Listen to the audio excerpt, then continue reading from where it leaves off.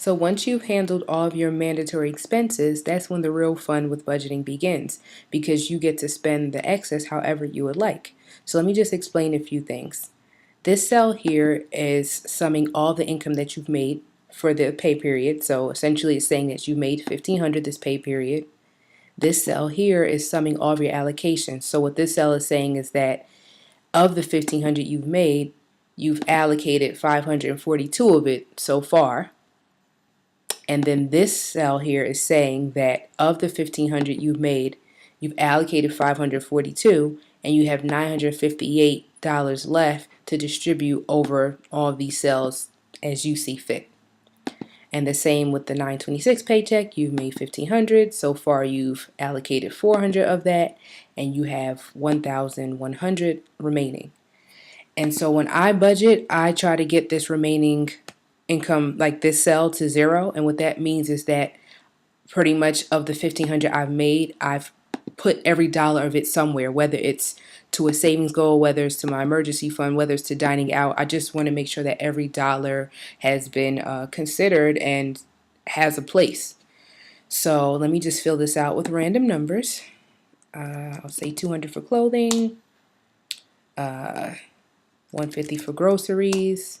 And then also, okay, say you have a savings goal, and in this example I put that I want 700 by December 31st to go to Cancun. So I made a note for myself saying to divide it over 8 paychecks, and I got 8, assuming that they're 2 paychecks a month between now and December 31st. So 2 in September, 2 in October, 2 in November, 2 in December.